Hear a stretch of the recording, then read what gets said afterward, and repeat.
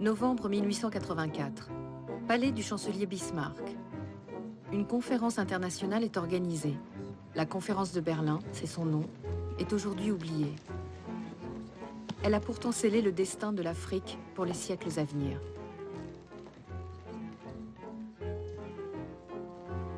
Son objectif, à l'heure où la fièvre civilisatrice bat son plein, se mettre d'accord entre occidentaux sur des règles d'occupation du continent. Les discussions vont durer plusieurs mois. Aucun Africain n'y sera convié. Les diplomates qui ne connaissent pas l'Afrique et n'y mettront jamais les pieds, y traceront pourtant des frontières. Sans presque rien connaître des richesses qu'elle recèle, l'Afrique fascine. Et en premier lieu, le baron de Courcelles. C'est lui qui a convaincu Jules Ferry, le président du Conseil, de se lancer dans l'aventure coloniale. Face à lui, Sir Édouard Malet, dont le rôle a été décisif dans la conquête de l'Égypte par l'Angleterre 2 ans plus tôt, aux dépens de la France. Si monsieur le représentant du Portugal veut bien prendre sa place. Sir Édouard Malet, pour le Royaume-Uni.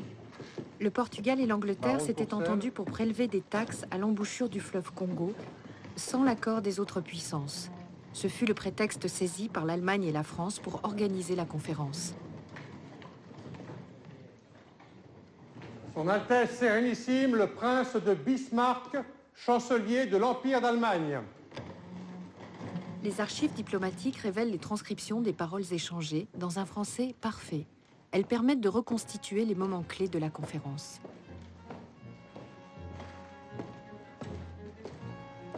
La séance inaugurale est présidée par le chancelier Bismarck. Derrière son air bon enfant, l'homme le plus puissant du monde.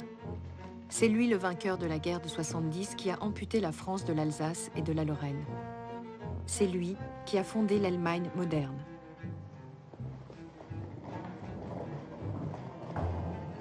Je tiens en premier lieu à partager avec vous la satisfaction de voir cette réunion se tenir.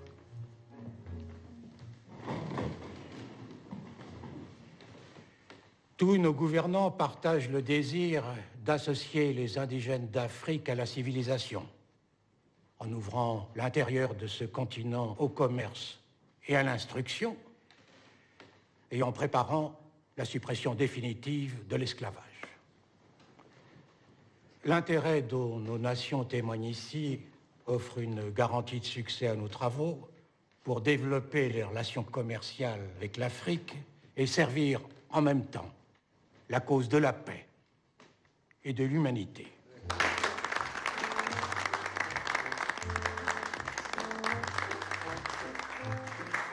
La conférence voulait écrire une page glorieuse de l'histoire. Elle en a écrit une des pages les plus sombres. Les diplomates apparaissent démunis face aux enjeux qu'ils affrontent. Preuve que la colonisation n'a pas été pensée.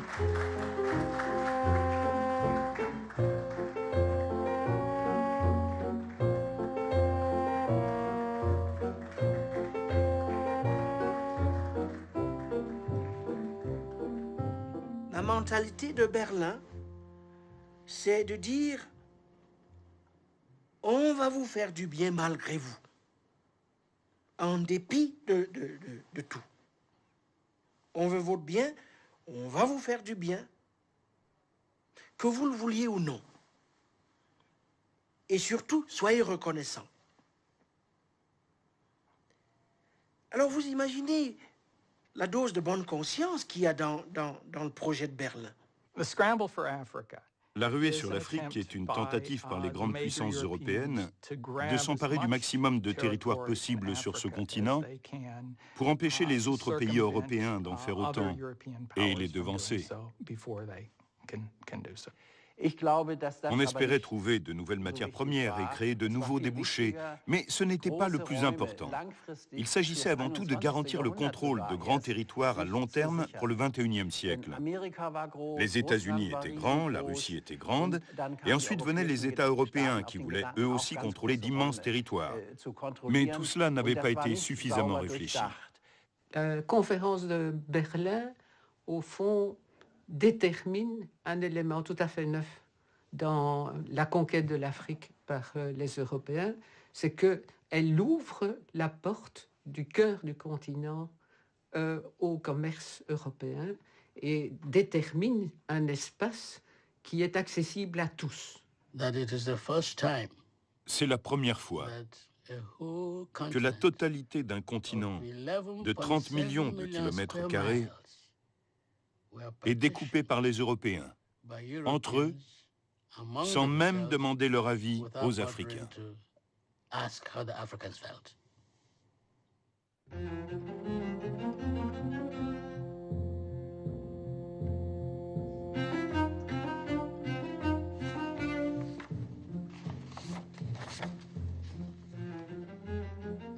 Le développement naturel du commerce en Afrique fait naître le désir bien légitime d'ouvrir à la civilisation des territoires inoccupés et inexplorés, à l'heure qu'il est.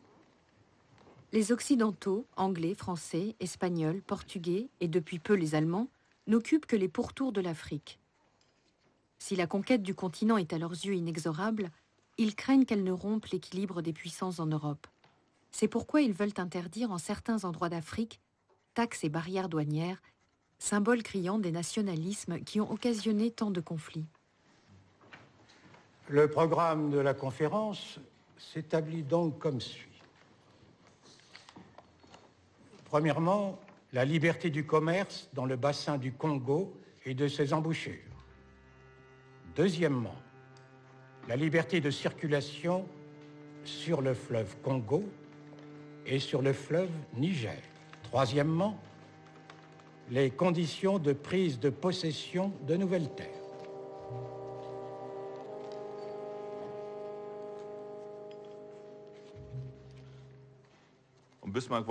Bismarck ne voulait en aucun cas prendre le risque de nouveaux conflits à cause de l'Afrique. D'autre part, il ne voyait pas d'un très bon œil que l'Allemagne joue les seconds rôles aux côtés de la France et de la Grande-Bretagne, surtout en Afrique.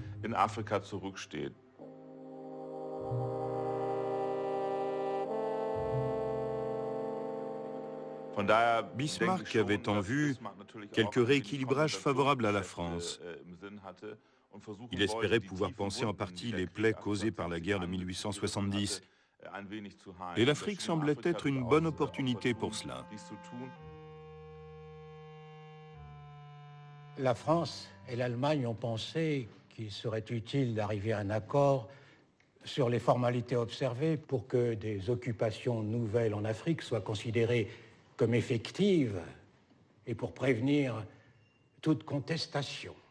Sir Edward Mallet, représentant du gouvernement de Sa Majesté britannique, notre haute assemblée vous écoute. Je vous remercie, monsieur le chancelier. Messieurs, les vues de mon gouvernement s'accordent en général avec celles exprimées par le chancelier Bismarck. Mais si l'exploitation des marchés du Congo est désirable, le bien-être des indigènes ne doit pas être négligé. Ceux-ci perdraient plus qu'ils ne gagneraient si la liberté du commerce, dépourvue de tout contrôle raisonnable, venait à dégénérer. Les indigènes ne sont pas représentés en notre sein, et cependant, les décisions de la conférence auront pour eux une extrême gravité. La première phase de discussion concerne donc la liberté de commerce pour tous dans le bassin du Congo et dans ses embouchures. J'ai le plaisir de vous annoncer que le gouvernement de Sa Majesté y est favorable. Pas étonnant. La Grande-Bretagne ne possède aucun territoire dans les embouchures du Congo, une région convoitée par toutes les puissances. Les Portugais les revendiquent pour les avoir abordés les premiers. Les Français prétendent y posséder des comptoirs et lorgnent la rive droite du fleuve Congo. Le roi des Belges, la rive gauche. Les Anglais, eux, occupent les embouchures du Niger. Il y a quelques jours, ils y ont établi un protectorat qu'ils n'envisagent pas de partager. Au Niger, la liberté de navigation, hélas, y est impraticable. Premièrement, le fleuve est en grande partie inexploré. Deuxièmement, le commerce est aux mains de tribus difficiles à contrôler. En revanche, pourquoi ne pas étendre la liberté de commerce au fleuve Sénégal ou aux Zambèzes, par exemple? Je ne sais pas ce qu'en penseraient nos amis portugais et nos amis français. Mais en tant que représentant de Sa Majesté britannique, je suis autorisé à discuter pareille extension. Le Portugal a des possessions autour du Mozambique, la France autour du fleuve Sénégal. Deux puissances déterminées à ne rien céder. Monsieur Courcelles? Bien. Messieurs, plutôt que de rentrer tout de suite dans le cœur des débats, je propose que nous ajournions et que nous nous retrouvions mercredi prochain à la même heure. La séance est levée.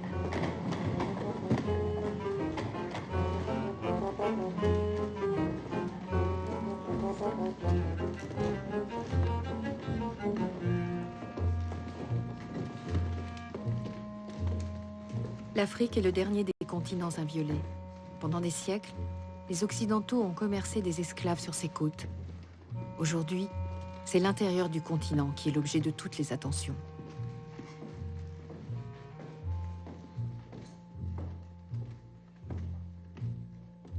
À Jules Ferry, président du Conseil, etc., etc.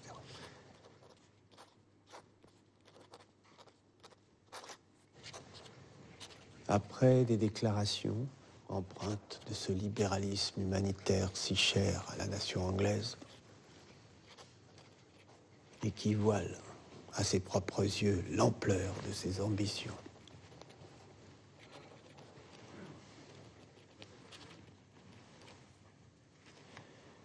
Monsieur Mallette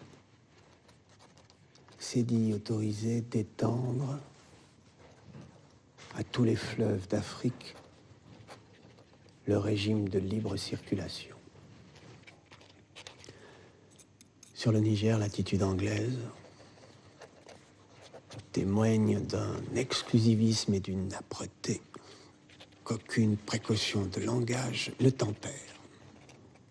Il faut donc s'attendre à d'assez vives discussions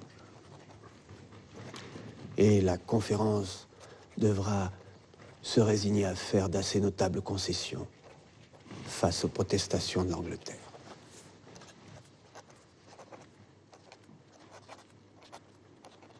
Signé Baron de Courcelles. Les Anglais ne veulent pas établir de frontières à ce moment-là, car ils ne cherchent pas à contrôler politiquement ces régions. En revanche, ils tiennent à avoir une certaine influence sur la plupart de ces États. Et il faut garder à l'esprit qu'il y a des États assez puissants en Afrique de l'Ouest et dans certaines parties de l'Afrique centrale. L'idée des Anglais est de travailler avec eux. C'est beaucoup plus économique, beaucoup plus facile et beaucoup plus pratique. Exercer une autorité directe serait un fardeau énorme.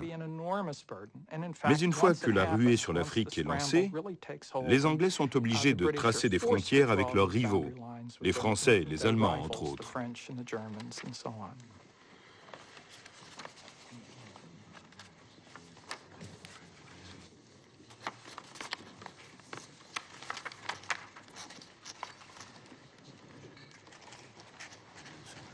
La conférence, qui ne souhaite pas heurter la Grande-Bretagne en abordant la question du Niger, s'ouvre sur la question du fleuve Congo.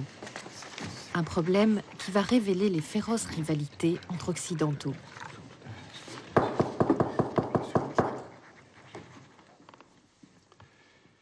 Messieurs, le chancelier Bismarck souffrant m'a confié l'éminente tâche de présider cette commission. L'avis du Portugal, qui a une très longue expérience de l'Afrique, serait très utile à notre haute assemblée. Je donne la parole à monsieur le marquis de Penafiel, qui nous arrive de Lisbonne. Merci, monsieur le comte. Messieurs, le gouvernement de Sa Majesté très fidèle, le roi du Portugal, partage l'intention d'instaurer la liberté de commerce dans les bassins et les embouchures du Congo. Lorsque le Portugal aura établi une administration régulière sur la côte, entre les 5 degrés 12 et les 8 degrés de latitude sud, territoire incorporé à titre incontestable à la couronne du Portugal. Les Portugais se redécouvrent une passion pour l'Afrique, un continent qu'ils avaient découvert au XVe siècle, sans jamais réellement s'y installer. N'oubliez pas, messieurs, que le Portugal a introduit le germe de la civilisation en Afrique. De la civilisation et de la traite des esclaves. Je vous remercie, Monsieur le Marquis. Les délégués américains Casson et Sanford seraient-ils disposés à communiquer à cette Assemblée les positions du Nouveau Monde? With pleasure.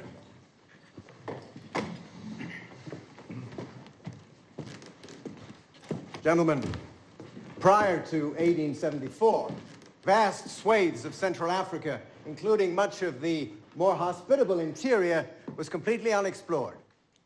An American citizen, Henry Morton Stanley, renowned for his intelligence, his courage, his intrepiditude, and his skill as an explorer, resolved, as far as is possible, to shine the light of civilization on these unknown lands. My government would be in favor of any agreement which rendered these lands neutral and which protected them from armed attack. And to that... Je rappelle à tous les délégués qu'il est d'usage que nos communications soient données en langue française, conformément aux règles de la diplomatie internationale. Merci. Excusez-moi, Monsieur le Président. Je vous en prie. À cette fin, une association internationale a été établie sous le haut patronage d'un philanthrope européen. Je parle évidemment de Léopold II, roi des Belges.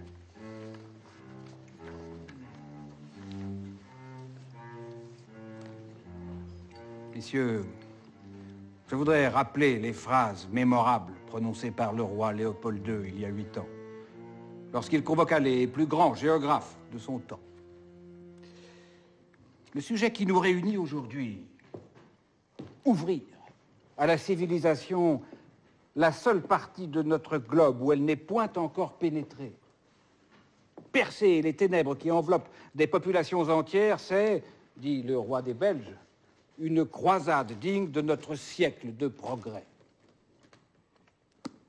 C'est ainsi que fut lancée sur les fonds baptismaux l'Association internationale du Congo, chargée de mener à bien ces nobles objectifs.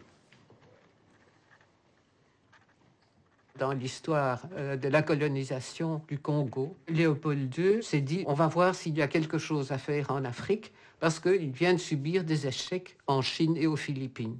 Et comme il ne parvient pas à trouver un domaine colonial, il se dit « bon, on va chercher quelque chose, on va voir ». Ce qu'il y a de très frappant, les ressources qui ont fait la fortune de Léopold II n'ont été découvertes que bien après la création de l'État indépendant du Congo.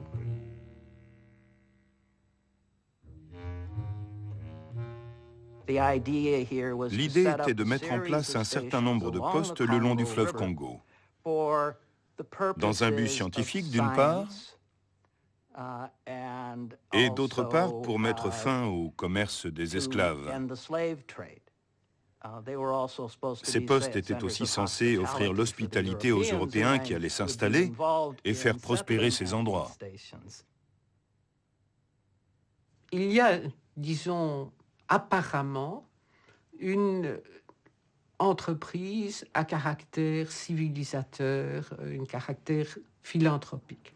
Alors, je ne dirais pas qu'il a agi avec une hypocrisie totale, mais le but fondamental était un but économique de recherche de débouchés commerciaux et éventuellement de ressources nouvelles. L'Association internationale du Congo a négocié en parallèle à l'époque où se met en place la conférence de Berlin, a négocié des traités bilatéraux faisant reconnaître sa souveraineté sur des petits territoires. Et le roi Léopold II ajouta « Je ne suis pas guidé par des vues égoïstes. Mais je n'irai pas jusqu'à affirmer que je serais insensible à l'honneur que Bruxelles devint le quartier général de ce mouvement civilisateur. Henry Sanford est un des membres fondateurs de l'association de Léopold II. C'est lui qui a fait reconnaître par les États-Unis la souveraineté de l'association sur une partie de l'Afrique centrale, c'est-à-dire comme un nouvel État. L'Association internationale du Congo a obtenu des souverains indigènes des accords écrits.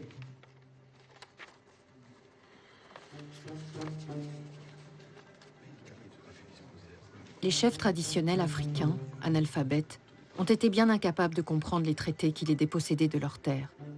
Leur signature, de simples croix, en témoigne. Le président des États-Unis a reconnu l'Association internationale du Congo ainsi que le drapeau qu'il a adopté. Il s'agit donc de donner la plus grande expansion à la délimitation de ce territoire. Ce nouvel État, celui de l'Association internationale du Congo, montrera aux nègres que le gouvernement et la civilisation de la race blanche signifient pour eux paix et liberté.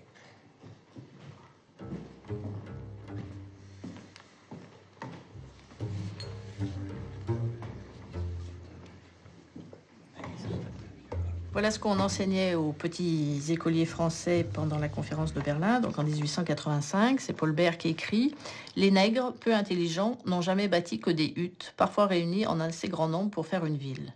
Ils n'ont point d'industrie. La culture de la terre est chez eux au maximum de simplicité. Ce ne sont cependant pas les derniers des hommes. Il faut mettre, après eux, comme intelligence, les petites races d'hommes qui habitent les régions les plus inaccessibles de l'Afrique. Bien au-dessus du nègre, nous élèverons l'homme à la peau jaunâtre. Mais la race intelligente entre toutes, celle qui envahit et tend à détruire et à subjuguer les autres, c'est celle à laquelle nous appartenons, c'est la race blanche. »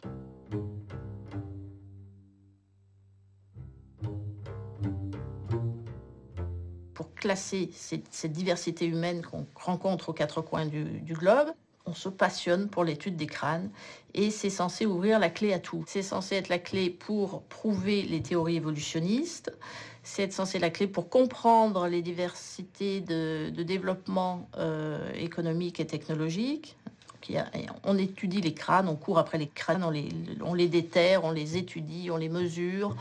Et assez vite, les premières mesures montrent que les cubages des crânes des populations africaines sont inférieurs à celles des populations européennes. Bon, mais il y a aussi des contre-exemples, c'est pas d'une évidence, mais finalement, l'interprétation de ces résultats se fait dans un sens, c'est-à-dire dans le sens des imaginaires de l'époque.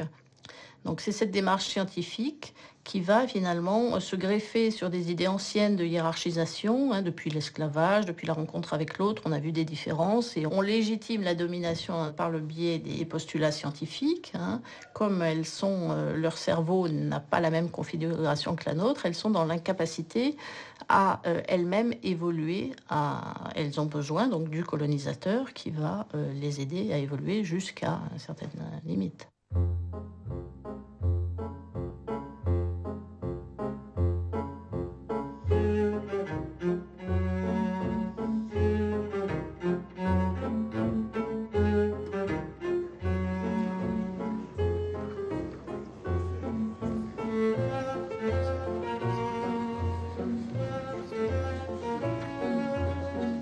Les discussions s'annonçant compliquées, des séances techniques sont instaurées pour désamorcer les problèmes. Bismarck, qui à la suite des États-Unis a reconnu l'association de Léopold II comme un État, propose que ces séances soient présidées par le baron de Courcelles. Un geste qui le préserve à bon compte de l'inimité de la France. Messieurs,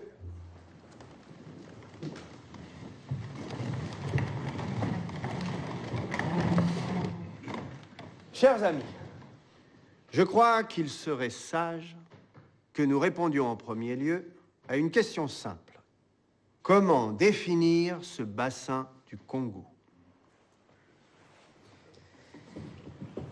Vous conviendrez avec moi que les premiers à devoir s'exprimer sur cette question soient les délégués belges. Merci, Monsieur le Président. Votre monarque Léopold II manifeste un tel intérêt pour la région. En effet.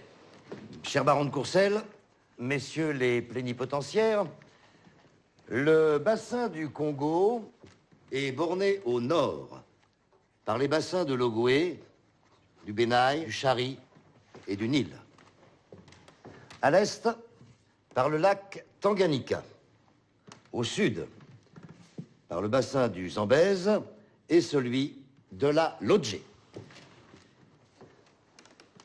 Mais si la Commission désirait offrir au commerce international un territoire plus vaste, il faudrait alors trouver une formule plus générale que cette simple définition géographique du bassin du Congo. Merci, monsieur le baron.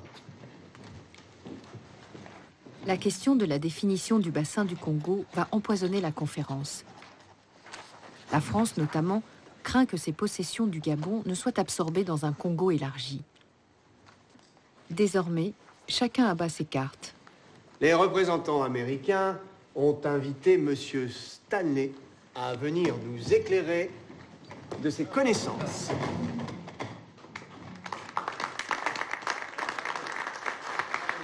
Stanley est l'explorateur le plus populaire de son temps. C'est lui qui a découvert le Congo et l'a fait connaître au monde entier. Monsieur Henry Morton Stanley, c'est un très grand honneur pour notre Haute Assemblée de vous accueillir en son sein. Baron, messieurs, je suis très honoré. Thank you. Stanley est depuis des années le salarié de Léopold II. Il revient d'un séjour de 4 années passées au Congo. Gentlemen, it gives me great pleasure to show you some illustrations of my journeys into the Dark Continent. First, I circumnavigated Lake Victoria.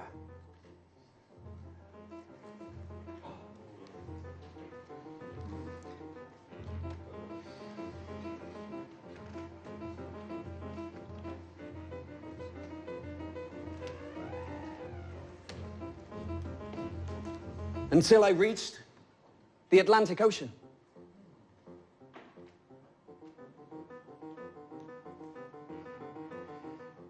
Gentlemen,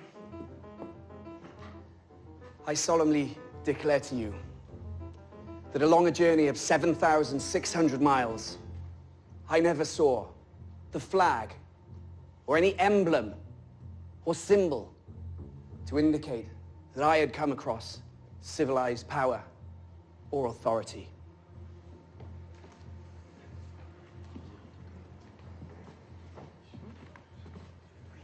Berlin a lieu à un moment où l'Occident, les puissances occidentales ont beaucoup de mal à percevoir en l'Afrique quelque civilisation que ce soit. La culture occidentale, à l'époque de Berlin, est encore hantée par la question de l'immortalité et de l'éternité. Et sa manière de répondre à la question de l'immortalité et de l'éternité, depuis toujours, a été de s'écrire cette culture elle-même et d'écrire cette culture dans des structures, dans la pierre, si vous voulez, dans le marbre et la pierre. Or, ce n'est pas le cas ici. Et donc, il est très facile de conclure, puisqu'il n'y a pas de pierre, il n'y a pas de marbre, il n'y a pas de bibliothèque, donc il n'y a pas de civilisation.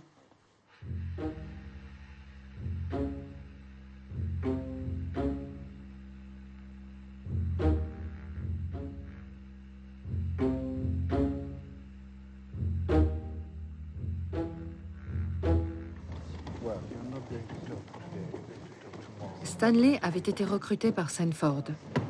C'est lui qui va guider l'explorateur pendant la conférence. Avec un seul objectif, que Stanley persuade l'Assemblée d'élargir le plus possible le bassin du Congo. Les directives viennent directement de Léopold II. The conference is to meet in Berlin to examine the question of the Congo and to lay down binding rules to follow henceforth of taking possession of territory in Africa. Germany is well disposed towards us. Germany intends to take a considerable portion of the monopoly of the trade in the Congo. France leans a little to the side of Portugal, so it'll be best not to mention that in your speeches. The King thanks you for the trouble you have taken in charge of the Congo. Signed, your friend Leopold II.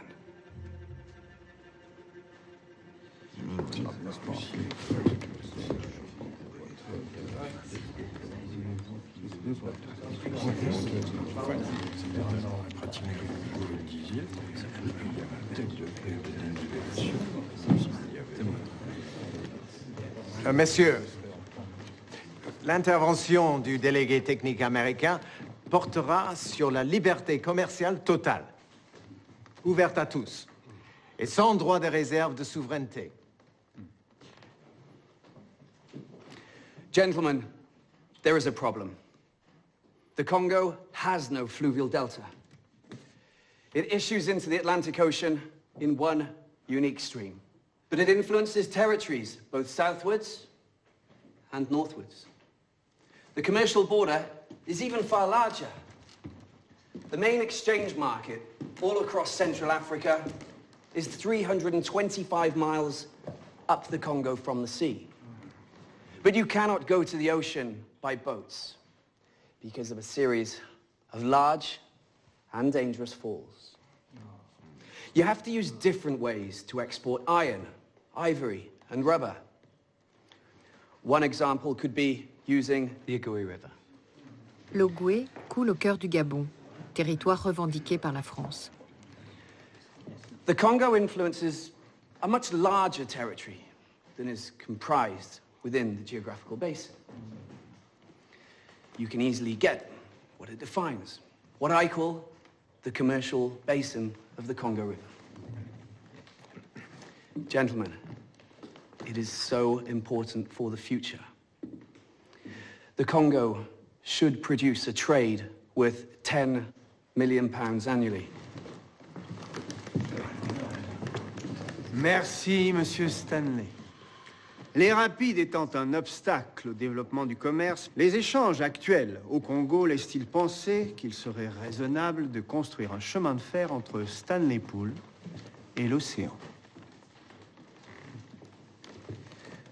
The goods required by the French settlements, by the Association Internationale du Congo, and the native caravans require a railway.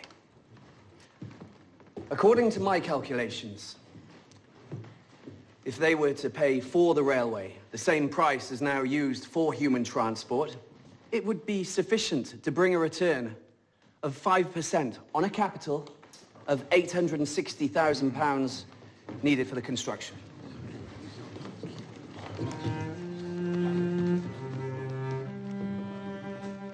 Stanley donne des estimations sur les taux d'intérêt que l'on peut attendre d'un retour sur investissement. Il n'avait aucun moyen de faire ces calculs. Et il ne connaissait pas réellement le potentiel du bassin du Congo et de ses ressources. Je le soupçonne donc d'avoir sorti ces chiffres de son chapeau pour impressionner son auditoire et le convaincre de l'importance du bassin du Congo. Il faut se rappeler qu'au début, c'était censé être une zone de libre-échange. Donc ce marché devait être ouvert à tous.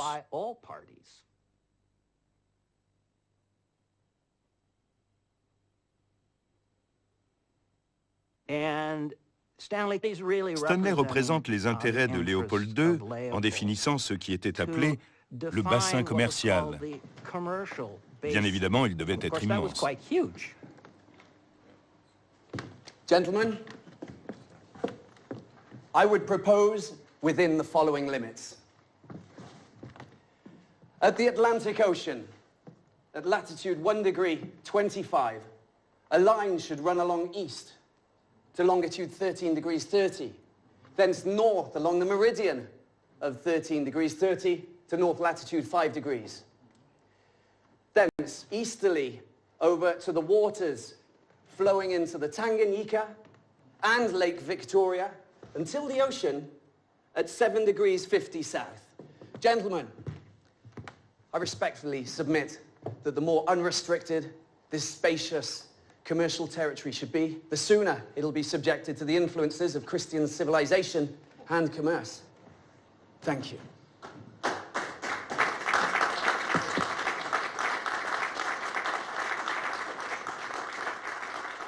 Stanley propose, pour éviter les rapides sur le Congo, de passer par les possessions françaises autour de l'Ogooué au Gabon.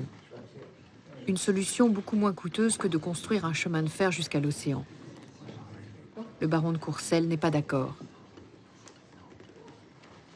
L'Afrique, avant d'avoir été conquise, sert déjà de monnaie d'échange aux Occidentaux. Sir Édouard Mallette, n'hésitez pas à nous faire partager vos impressions. Comment la couronne britannique réagit-elle à cette proposition de bassin commercial étendu? Les idées de Mr. Stanley sont incontestables.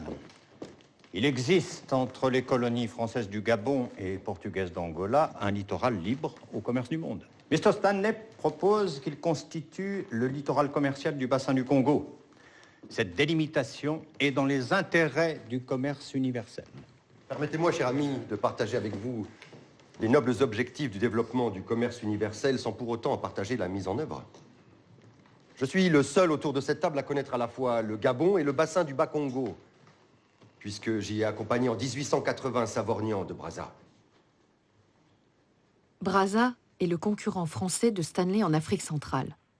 Sa légende, sans tirer un coup de feu et sans mandat de conquête, il a gagné un territoire grand comme la France sur la rive droite du fleuve Congo. Souvenons-nous du roi Makoko lorsqu'il signa l'accord qui le plaçait, lui et son peuple, sous la protection de la France. Messieurs, j'aimerais apporter ici une précision d'ordre géographique d'importance. Regardez ces montagnes.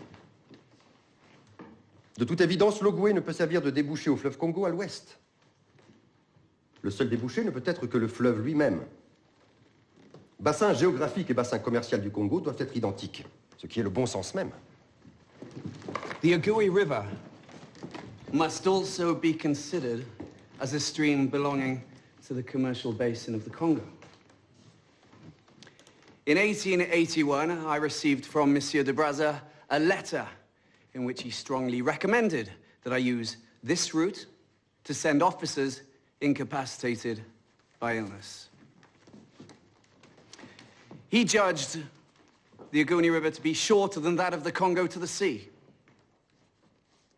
I'm bound to take Monsieur de Brazza's own written statement as indisputable proof of the correctness of my assertions. Thank you. Mes chers amis, vous m'excuserez de calmer votre enthousiasme. Mais en tant que représentant du Royaume d'Italie, j'aimerais faire une remarque. Il n'est pas possible de fixer, même avec les connaissances uniques de M. Stanley, les limites du bassin commercial du Congo. Regardez ces cartes. Trop de zones blanches, trop d'imprécisions, trop d'inconnus. Comblons ces lacunes et ensuite fixons les limites. Messieurs, je vous propose que nous reprenions nos travaux. Vous êtes d'accord avec ce genre de choses?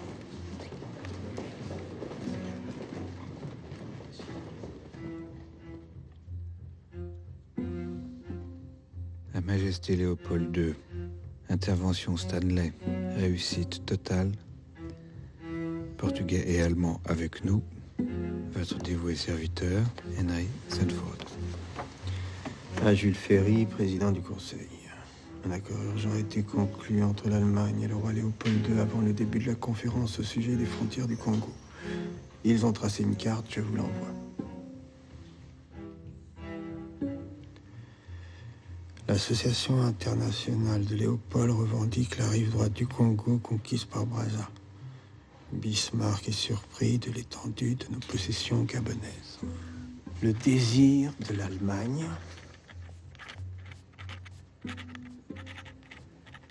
est que le territoire de l'Association internationale sur le littoral soit le plus vaste possible,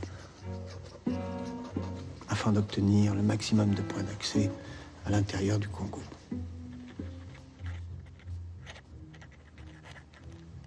La France est très isolée sur ses positions. Signé baron de Courcelles.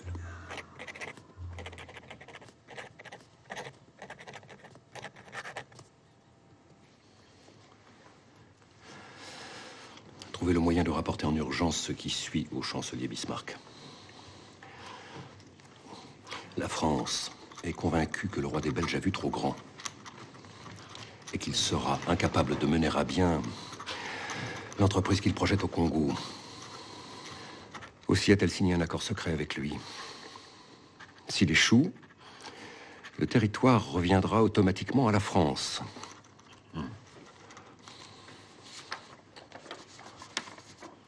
Le but de Léopold II, donc, à la conférence de Berlin, est d'essayer d'obtenir que les autres puissances, et en particulier la France, l'Angleterre, et dans une moindre mesure, mais tout de même le Portugal, se rallient à cette solution que Bismarck avait déjà acceptée.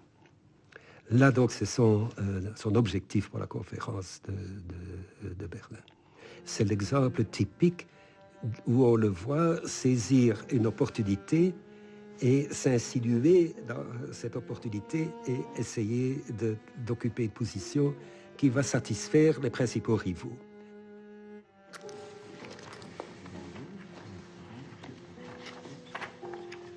Messieurs, chers amis, Monsieur Lambermont a une déclaration à vous faire.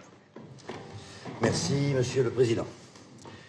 Messieurs, le roi des Belges demande la plus grande extension possible au territoire offert au libre commerce. Si sa limite est facile à fixer sur la façade atlantique, il n'en va pas de même en Orient, où nous sommes favorables à son extension vers l'océan Indien. Permettez, messieurs, l'extension vers l'Est s'écarte un peu de l'objet de la conférence. Je dois en référer à mon gouvernement. Bien au contraire, la liberté de commerce au centre de l'Afrique autorise que l'on discute son accès par toutes les portes, à l'Est comme à l'Ouest. La proposition du gouvernement des États-Unis est la suivante. À l'Ouest, qu'on retienne la proposition de M. Stanley. À partir de 5 degrés de latitude nord, vers l'Est, jusqu'à 1 degré géographique de l'océan Indien. Et puis, une ligne parallèle à la côte, jusqu'aux Zambèzes. Et de là, la ligne de partage des eaux Zambèze-Congo vers l'Atlantique. Les diplomates font peu de cas des Africains. Pour preuve, personne ne s'offusque de la proposition ubuesque d'un tracé à 1 degré de la côte orientale.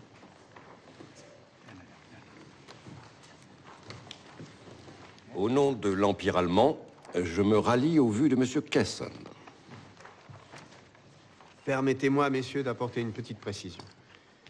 Je suis autorisé par mon gouvernement à envisager l'hypothèse de l'extension vers l'est du bassin du Congo, mais non à conclure sur ce sujet. Monsieur Casson, je vous signale qu'à l'est, l'extension que vous proposez touche aux possessions portugaises. Je dois en référer à Lisbonne. À l'ouest, par contre, le gouvernement portugais est favorable à ce que les territoires de l'association s'étendent jusqu'à la rivière Ogooué, au Gabon. Et pourquoi ne pas y inclure également les terres entre le Gabon et l'Angola? Je voudrais faire observer que le territoire français du Gabon comprend des possessions au sud de l'Ogooué. J'attends précisément des renseignements sur leurs limites méridionales qui devront bien entendu rester en dehors de ce débat. Et de quelle façon la France administre-t-elle l'Oango, par exemple? La France administre l'Oango. Mais je dois admettre que j'ignore, à l'heure qu'il est, comment cette possession se rattache au Gabon.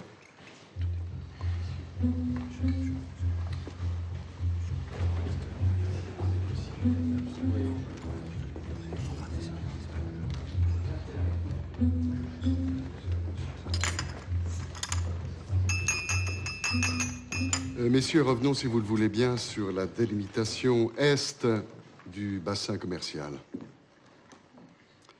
Je forme le vœu que cette extension soit la plus large possible. Et je trouve acceptable l'esquisse proposée par M. Casson. D'accord. Mais sous réserve des droits des souverainetés existantes. Mais elles ne sont que côtières. C'est pour ne pas les léser, justement, que j'ai mis dans ma proposition une limite à 1 degré à l'ouest de la côte.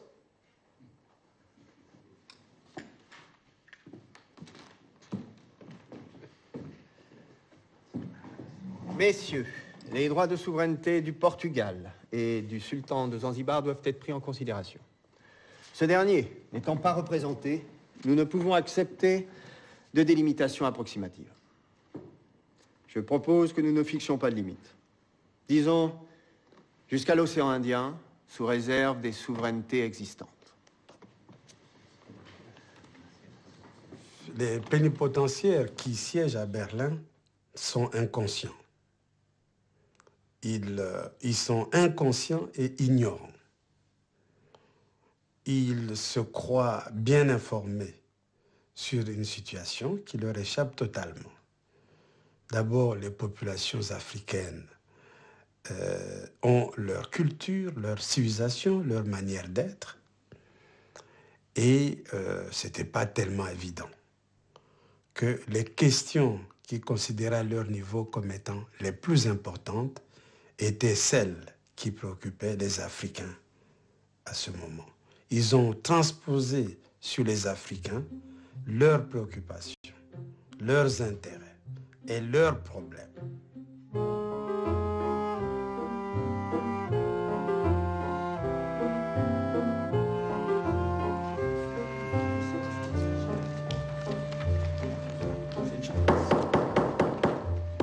Messieurs, s'il vous plaît, un peu d'attention. Je vous invite à écouter le témoignage d'un conseiller technique convié par la délégation allemande.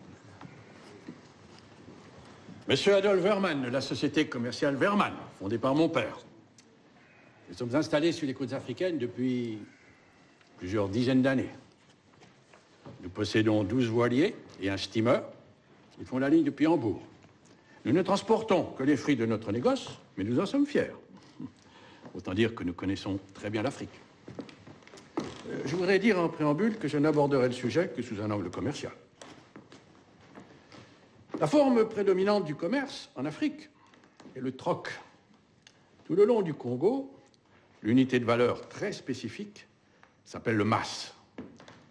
Il serait plus juste, au lieu de parler du bassin commercial du Congo, de parler de l'ensemble de l'Afrique équatoriale. Quand les Portugais ont adopté un système de taxes spécifiques sur leur côte, en Angola, le commerce s'est déplacé ailleurs, au détriment de l'administration portugaise.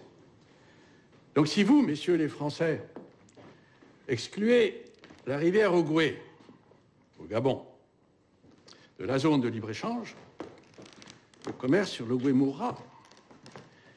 Et c'est le Congo qui le récupérera. Pour la même raison que précédemment. Il est donc dans les intérêts de la France que la rivière Ogooué fasse partie d'un territoire offert à la liberté commerciale.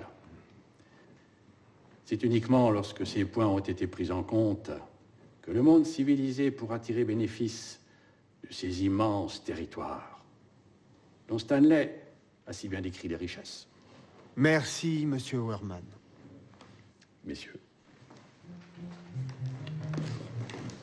C'est Wehrmann qui, un an plus tôt, avait convaincu Bismarck de se lancer dans l'aventure coloniale. Il ne représentait pourtant qu'une poignée de commerçants de Hambourg qui n'employaient eux-mêmes que quelques dizaines de Blancs en Afrique.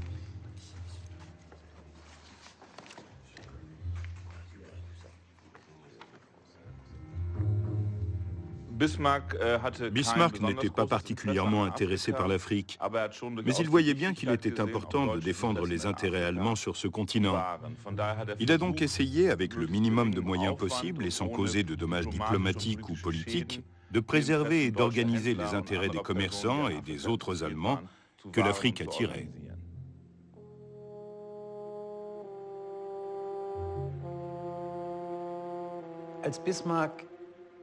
Bismarck a cédé aux pressions des commerçants et à celles des nationalistes allemands sur le fait que l'Allemagne devait aussi avoir des colonies. Car le véritable sujet, c'était qu'une grande puissance se devait d'avoir des colonies, comme la France et l'Angleterre. L'enjeu n'était pas seulement l'Afrique, mais simplement d'avoir des colonies. C'était une chose normale. Il ne s'agissait pas d'une mission civilisatrice ou de répandre le christianisme.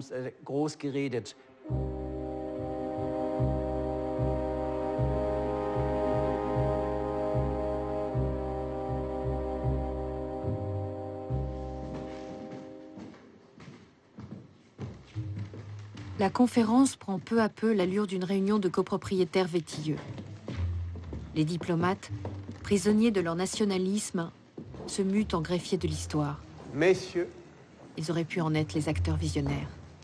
Je voudrais vous faire part d'une information transmise par mon gouvernement et qui va, je l'espère, dans le sens des souhaits de la Haute Assemblée. Le baron de Courcelles fait des concessions sur le Gabon dès qu'il apprend que le Royaume-Uni s'apprête à accepter la liberté de commerce sur le fleuve Niger. La France accepte le principe de liberté commerciale dans tout le bassin du Congo, y compris dans les possessions françaises autour du Stanley Pool et dans le bassin de l'Alima. Cependant, elle se réserve le droit de souveraineté dépendant de la colonie du Gabon. Monsieur de Courcelles, je tiens, moi, à vous rappeler que le Portugal a des intérêts dans les environs du 5 degré 12. Je suis également autorisé à concéder par principe la liberté commerciale entre Sétégama et le 5 degré 12 de latitude sud. Je voudrais faire observer qu'une partie des territoires visés par monsieur l'ambassadeur de France appartient déjà, en vertu d'accords passés, au régime de la liberté commerciale. Une petite partie seulement. Je propose de reporter la limite au nord de la rivière Massabé. Concernant la frontière nord, je demande officiellement à ce qu'elle s'étende jusqu'à Fernand Vaz, c'est-à-dire 50 km plus au nord. Je ne sais si mon gouvernement acceptera. Acceptez-vous de transmettre notre demande à votre gouvernement? Je ne m'y oppose pas. Et je fais le vœu qu'avant la fin de notre conférence, vous annonciez que cette limite est repoussée jusqu'à Fernand Vaz. Au nom du gouvernement allemand, je m'associe aux desiderata de Sir Edward Mallet. J'étais d'accord avec vous pour l'Est du Congo. Le sultan de Zanzibar est un souverain qui compte. Les Anglais m'ont assuré qu'ils auraient les faveurs des Français sur l'Égypte en échange d'appui à Madagascar ou en Chine. On ne peut rien bâtir de solide avec les Anglais à partir de telles considérations. Les Anglais pensent que depuis des années, la France est dans une situation mineure. C'est inexact. Ce qui paralyse la France, c'est la croyance qu'elle a des mauvais desseins de l'Allemagne à son égard. Ben, rien n'est plus faux. Je désire qu'elle obtienne des satisfactions dans toutes les directions possibles. Excepté celle du Rhin. L'idée que l'Allemagne veuille du mal à la France n'est pas seulement répandue chez nous. Elle entraîne les Anglais à abuser de la situation au profit de leurs propres intérêts. Mais je désire rester en bon rapport avec l'Angleterre et avec la France. Concernant les rapports franco-allemands, notre ligne est de substituer à la politique du ressentiment celle des intérêts. Aux yeux de notre opinion dans l'affaire du Congo, nous donnons beaucoup et nous recevons peu. Mais l'Afrique est un sujet mineur. Faisons preuve d'une indéfectible alliance et les résultats seront visibles. Quant à la France, je continuerai à faire la cour à cette dame capricieuse. Mais je n'ai pas beaucoup d'espoir.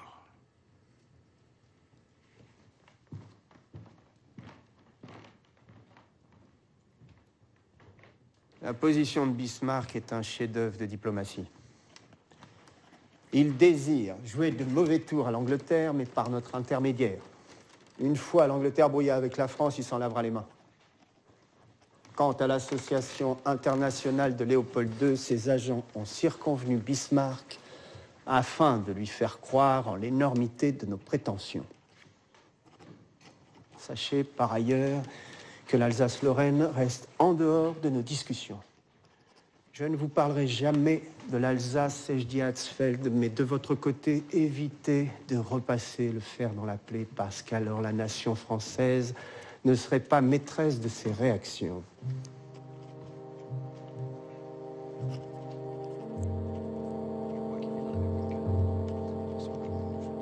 En coulisses, le président de l'association de Léopold II, le colonel Stroh, tente de convaincre les pays présents à la conférence de reconnaître l'association comme un État. Il met en avant la mission civilisatrice et les opportunités commerciales qu'elle propose. La vision qui s'impose, il n'y a pas de contradiction entre le fait d'aller chercher des matières premières, d'aller chercher des choses qui nous intéressent en Afrique, et le fait de les civiliser. C'est-à-dire que la mission civilisatrice qui s'instaure qui est théorisée par Jules Ferry, ils sont dans l'incapacité de se développer par eux-mêmes, donc ils ont besoin de nous, Européens, pour qu'on leur apporte la civilisation. Attention, pas trop vite, ou une certaine civilisation, il ne faut pas qu'ils avancent trop vite, donc on est là pour longtemps. C'est pas du tout contradictoire avec le fait les intérêts sont conjoints. Les intérêts des Européens, c'est d'aller chercher des choses intéressantes en Afrique, et l'intérêt des indigènes, c'est qu'on leur apporte, on leur permet de se développer, d'avancer dans la civilisation. Après plusieurs réunions techniques, un tracé définitif du territoire offert au libre commerce est enfin proposé. C'est justement le délégué belge qui est chargé de l'exposer. Le territoire offert au libre commerce sera délimité par les crêtes du Nil au nord, du lac Tanganyika à l'est, du Zambèze et de la Lodgé au sud. Pour la première fois, les Occidentaux s'offrent au cœur de l'Afrique un territoire à exploiter, tracé à la règle et au cordeau, au milieu des peuples, sans même savoir ce qu'ils recèlent. La Commission émet le vœu que le territoire offert au libre commerce soit étendu jusqu'à l'océan Indien, sous réserve du respect des droits des souverainetés existantes.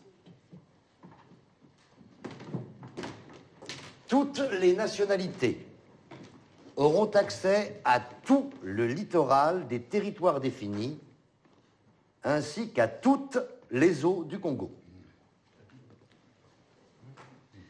Les marchandises apportées seront affranchies de droits d'entrée et de transit. Donnez-vous votre assentiment, messieurs, à cette définition? Merci, messieurs.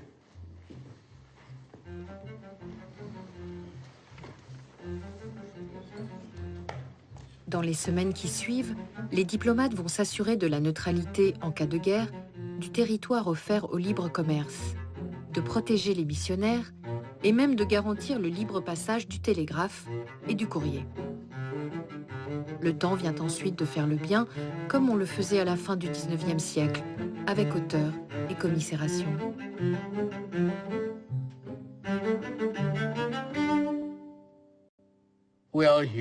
Nous sommes tous des êtres humains, mais certains sont supérieurs aux autres. Et ceux qui sont inférieurs ont besoin d'être grandis.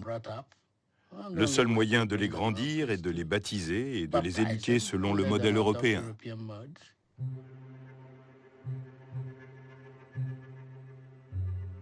Cela fait partie de l'idéal chrétien de dénoncer les problèmes engendrés par l'alcool. La question de l'alcool et des spiritueux a donc été un sujet central à la conférence de Berlin. Au final, qu'ont-ils décidé? Rien du tout. Car vous ne pouvez pas empêcher les Européens de vendre de l'alcool partout, d'une manière ou d'une autre. Dans les archives de la conférence, les échanges sur l'alcool sont particulièrement édifiants. Notre Assemblée devrait se saisir d'un objectif qui tient particulièrement à cœur à notre souverain Léopold II. L'avenir et le salut des races indigènes du centre de l'Afrique. Moi qui ai vécu en Amérique centrale, je puis témoigner du désespoir des prêtres chrétiens qui s'efforçaient d'imprimer aux Indiens le sceau de la civilisation, alors que ces derniers s'abîmaient dans l'alcool et les liqueurs fortes. En Amérique du Sud, dans les plantations, j'ai observé les ravages opérés par l'alcool sur les races noires. Et plus précisément sur celles enlevées à l'Afrique centrale. Aucun mot ne pourrait décrire avec justesse ce que mes yeux ont vu. Le nègre ne succombe pas seulement physiquement à l'ivrognerie, il y succombe moralement. Alors je vous le dis, les races indigènes du Congo seront sobres, ou bien elles ne seront plus. Si les puissances ne sauvent pas le nègre de ce vice, on fera de lui un monstre qui dévorera l'œuvre de la conférence. Les puissances doivent s'entendre pour interdire le commerce de l'alcool. Je m'associe volontiers au baron Lambermont et à son noble objectif. Une telle proposition dépasse de loin le champ de la conférence. En effet, cette mesure est du ressort des souverainetés locales. C'est là une tâche de police. La Commission aura du mal à s'accorder, incluant une phrase prévoyant des négociations ultérieures entre les puissances en vue de combattre les abus de spiritueux. Personne n'est dupe. Ces négociations ultérieures n'auront évidemment jamais lieu. Oui, c'est vrai, la question de l'alcool en Afrique est délicate. Les spiritueux y remplacent toute autre forme de monnaie, ils sont le principal instrument des échanges. Enfin, j'ai rempli un devoir de conscience en présentant ma motion. Je m'en remets à votre sagesse quant aux mesures effectives qui seront prises. Monsieur, les considérations morales m'incitent également à vous proposer d'interdire l'importation des fouets, des kangs et de tous les instruments des supplices dont se servent les propriétaires d'esclaves. Et à ces propos, je pensais que c'était dans l'intérêt de cette haute assemblée de vous les présenter. Alors, si vous voulez bien...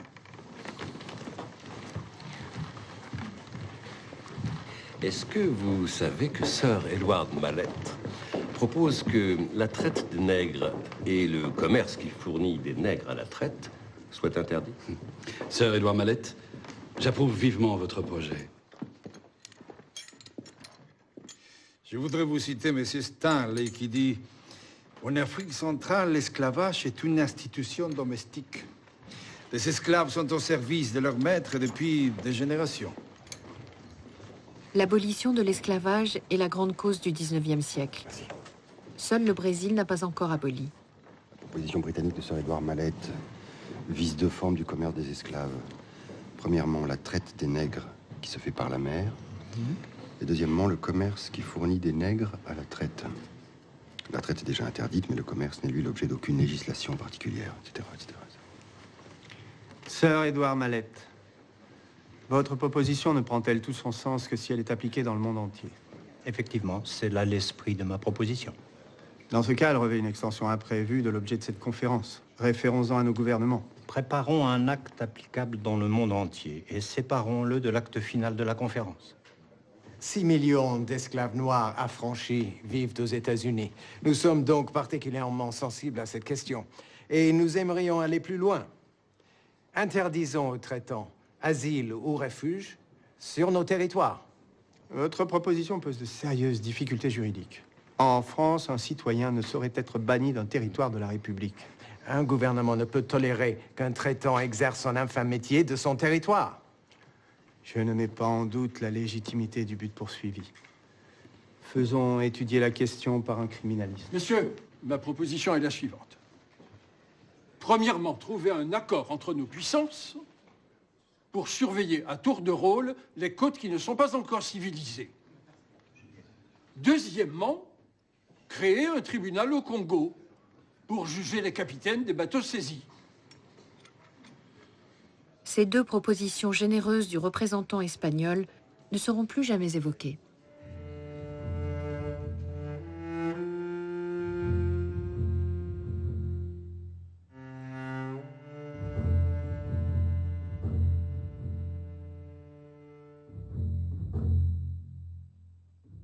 « 50 000 esclaves sont vendus chaque année à Zanzibar, à destination du Moyen-Orient.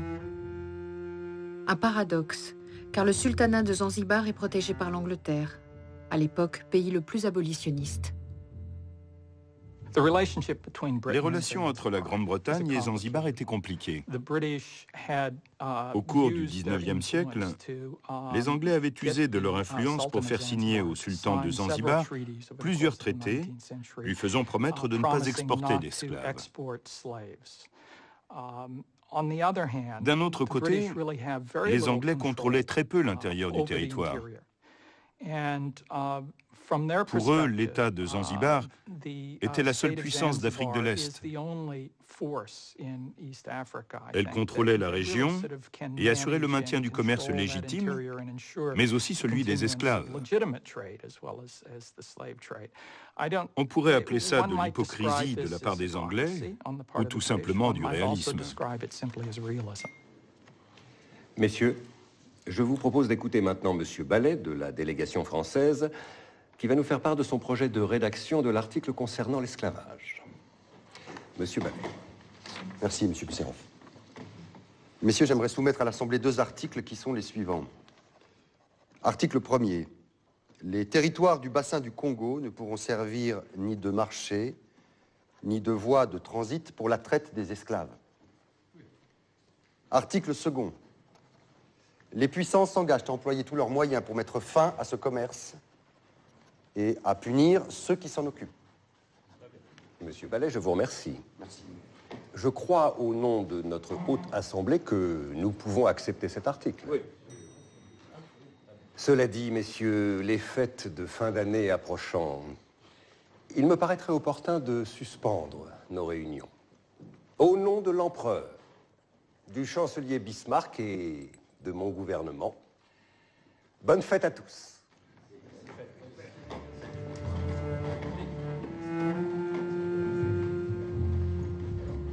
Notre question centrale, généralement associée à Berlin, c'est celle de l'esclavage.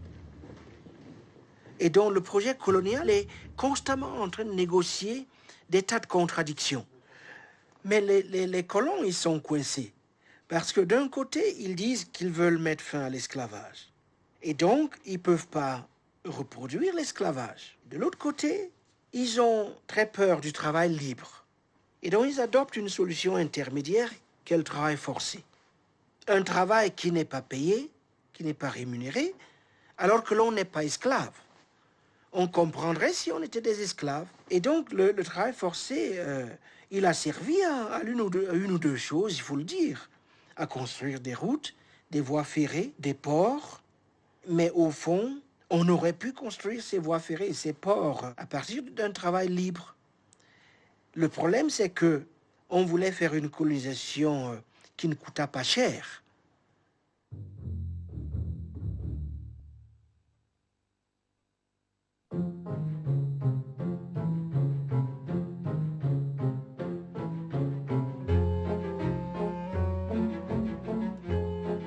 Il aura fallu attendre des semaines pour que la conférence aborde la question qui taraude tous les esprits. Celle des règles d'occupation future de l'ensemble de l'Afrique.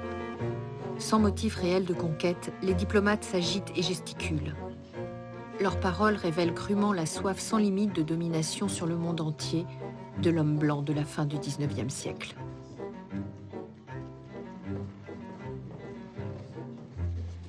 Messieurs, permettez-moi de vous rappeler quels sont les points essentiels pour le gouvernement allemand. La puissance qui prendra possession d'une portion de la côte africaine devra en avertir les autres puissances, garantir la paix, les droits acquis et, le cas échéant, la liberté de commerce sur ces territoires. Je n'ai reçu aucune instruction de mon gouvernement sur ces points. Messieurs, avant tout débat, je propose d'écouter la proposition précise rédigée par la délégation allemande. Premier point. La puissance qui prendra possession d'un endroit sur les côtes d'Afrique enverra une notification aux autres puissances afin d'y faire valoir, s'il y a lieu, leur réclamation. Deuxième point, la dite puissance reconnaît l'obligation d'y établir une juridiction suffisante pour y faire observer la paix et garantir la liberté de commerce. Sur ces deux points, la proposition allemande appelle-t-elle des remarques de l'un ou l'autre d'entre vous? Nous sommes tous d'accord ici pour que les occupations futures soient effectives et non pas simplement nominales. On ne saura donc mettre trop de précision pour sanctionner le principe des occupations nominales. C'est l'Angleterre qui est visée. Depuis des années, l'Allemagne et la France s'insurgent contre les occupations de papier anglaises. De simples accords de protection. Messieurs, j'adhère en général au projet de déclaration. Mais l'efficacité serait plus grande si, au lieu de viser les occupations nouvelles sur les côtes africaines, la proposition visait les occupations nouvelles en Afrique tout entière. Définissons d'abord les modalités de ces occupations nouvelles. Nous étudierons ensuite leurs éventuelles extensions. Soit. Mais un dernier point de détail cette fois. La Grande-Bretagne propose de joindre à la notification d'occupation une description des territoires auxquels elle se rapporte. Une description au moins sommaire. Toute délimitation pose des difficultés, notamment à cause de l'imprécision des titres des chefs indigènes avec lesquels les acquéreurs auront parfois à traiter. L'adjectif sommaire tient justement compte de cette imprécision. Enfin, messieurs, libre à chaque État de demander les précisions qu'il souhaite à la puissance notifiant de nouvelles occupations. Il s'agit là d'une question de courtoisie. Sur quoi des réclamations pourraient-elles porter si aucune désignation des territoires revendiqués n'était notifiée? Il est certain qu'une description des territoires est nécessaire dans la notification, mais une description approximative. Ne pourrait-on limiter la notification des territoires aux seules côtes? La précision sera beaucoup plus grande qu'à l'intérieur des terres. Naturellement. Parce qu'on ne peut pas savoir jusqu'où les circonstances poussent inévitablement à étendre un territoire vers l'intérieur. Les États-Unis souhaiteraient que les puissances procédassent à une délimitation de leur possession actuelle, afin d'éviter, dans l'avenir, conflits et réclamations. La France est visée.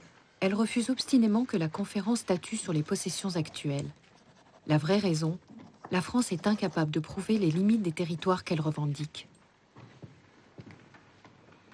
Je voudrais vous rappeler que l'invitation faite aux puissances à cette conférence ne vise que des occupations futures.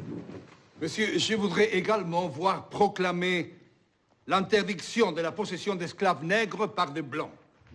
Rappelons également à Monsieur de Penafiel que la déclaration a pour objet d'édicter l'obligation de certaines formalités et non de conditions morales. Votre proposition pourra néanmoins trouver sa place dans l'article déjà étudié consacré à l'esclavage.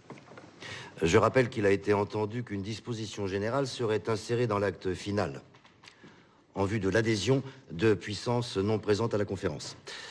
Je pense en particulier à l'Association internationale du Congo, bien sûr. Je voudrais être bien certain que les obligations ne porteront pas seulement sur les possessions futures, mais l'application de ces règles aux possessions actuelles me paraîtrait un progrès utile à réaliser. Les règles établies pour les occupations futures constitueront un exemple. Libre aux puissances de les étendre à leurs anciennes possessions. Mon gouvernement soutiendrait le principe qui viserait le consentement volontaire des indigènes dont le pays est pris en possession sans qu'il n'ait provoqué d'acte d'agression. Dans le cas contraire, les puissances signataires apprécieront les conditions pour que l'occupation soit reconnue comme valable. Les puissances auront le loisir de poser les questions qu'elles souhaitent avant de reconnaître une occupation comme effective. Nous sommes d'accord que seules les occupations nouvelles sur les côtes du continent africain sont visées par cette conférence. Mon gouvernement tient en particulier à souligner que l'île de Madagascar reste en dehors de ces dispositions. Messieurs, en tant que représentants de l'Empire ottoman, les affaires de l'Égypte m'importent. Les décisions prises à la conférence ne sauraient donc concerner les territoires situés au nord et à l'est de l'Afrique. Messieurs, toutes vos observations conformes à l'esprit de la conférence prendront place dans le protocole. Comme souvent dans ces grandes réunions diplomatiques internationales, tout n'apparaît pas dans le protocole officiel. En particulier, les résultats des négociations secrètes. Ici, la répartition des côtes africaines. Pourtant, les cartes de la conférence versées aux archives en portent les stigmates. Ici, un trait rouge découpe les frontières du futur Cabinda attribué au Portugal. Là, un G, pour Germanie, marque la future Namibie allemande, au milieu de laquelle les Anglais se réservent l'enclave de Walvis Bay. Quant au golfe de Guinée, il est réparti entre tous, Portugal, Espagne, France, Allemagne et Royaume-Uni.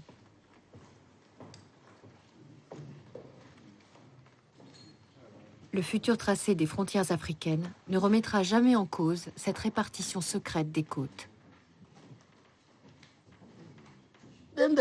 Puis, il y a eu l'article 35, l'occupation effective. C'est une chose de dire théoriquement « ceci est ma sphère d'influence » ou « ceci est mon hinterland, mon arrière-pays », mais vous devez nous prouver que vous y avez établi une administration. C'est à ce moment-là que la ruée sur l'Afrique est devenue une course d'obstacles. Tout le monde s'est mis à courir d'un endroit à l'autre pour occuper des territoires et y planter ses drapeaux.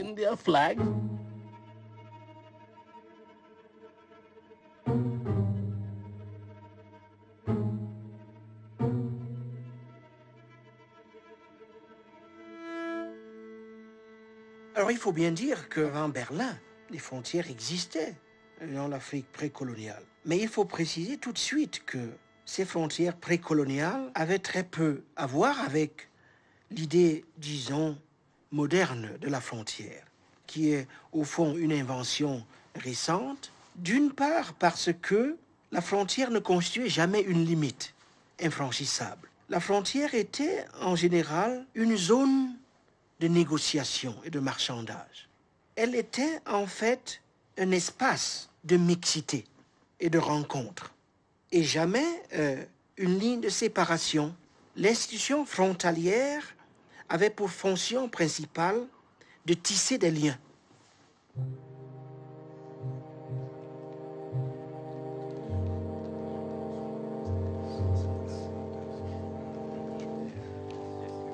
Tous les pays, les uns après les autres, en coulisses, ont avalisé le projet de Léopold II. C'est lui, le vrai vainqueur de la conférence de Berlin. Il n'y a qu'à voir l'air triomphal du colonel Stroh, le président de l'association internationale, pour s'en convaincre. Messieurs, chers amis, je voudrais vous faire part d'une lettre qu'en tant que président de l'Association internationale du Congo, j'ai envoyée au chancelier Bismarck.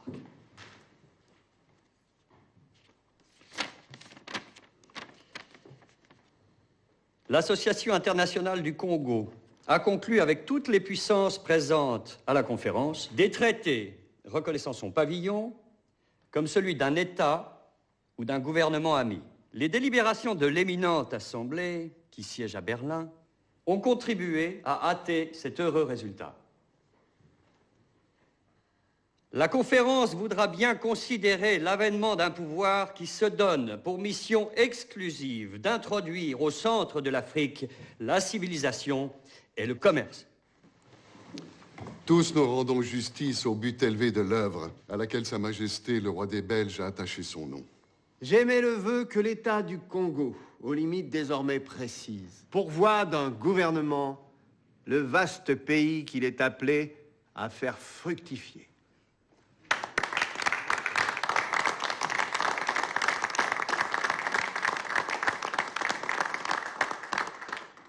On croyait que l'entreprise philanthropique du roi des Belges était au-dessus de ses forces. Nous voyons maintenant qu'il avait raison et que son idée n'était pas une utopie.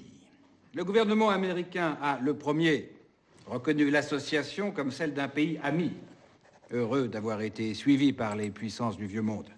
Il lui reste à souhaiter que l'association participe aux actes de la conférence.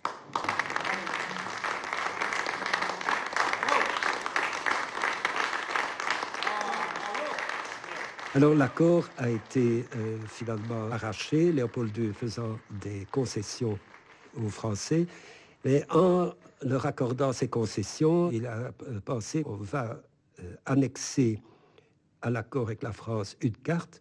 Je vais utiliser la carte que les Français ne connaissent pas, que Bismarck a approuvée, mais j'y ajoute tout un morceau, sans le dire à personne, et donc il a agrandi d'un coup de crayon aussi toute une région au sud-est du Congo actuel, qui fait que le Katanga actuel devenait tout d'un coup un territoire dépendant de ce futur État. Les Français n'avaient Dieu que pour la région du Congo et n'ont pas fait du tout attention à ce qu'ils exigeaient dans des régions lointaines du Katanga.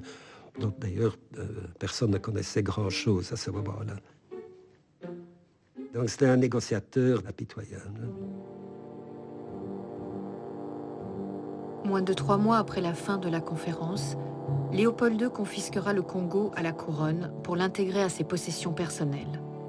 Quelques années plus tard, ce territoire, comme le Congo français, sera mis en coupe réglée. Les maladies, les famines et les sévices dus à l'exploitation du caoutchouc y feront des millions de morts. Rien de tout cela n'était prévisible à la conférence de Berlin. Son Altesse Sérénissime, le prince de Bismarck, chancelier de l'Empire d'Allemagne.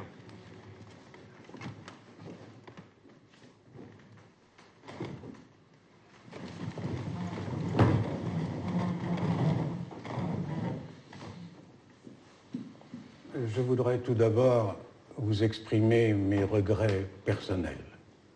Mon état de santé m'a empêché de m'associer à une partie de vos travaux. Je les ai néanmoins suivis avec bienveillance.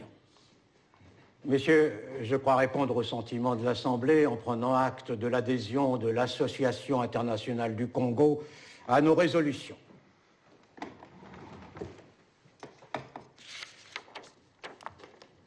Notre conférence est arrivée au terme de ses travaux.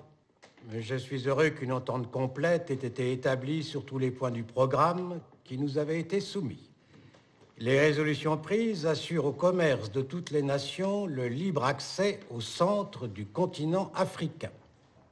La liberté de circulation sur le fleuve Congo et sur le fleuve Niger. Vous avez tenu à prévenir les contestations auxquelles de nouvelles prises de possession sur les côtes d'Afrique pourraient donner lieu. Messieurs, je suis chargé par Sa Majesté l'Empereur et Roi, mon auguste maître, de vous exprimer ses remerciements les plus chaleureux. Fort bien. Nous allons donc pouvoir passer à la signature.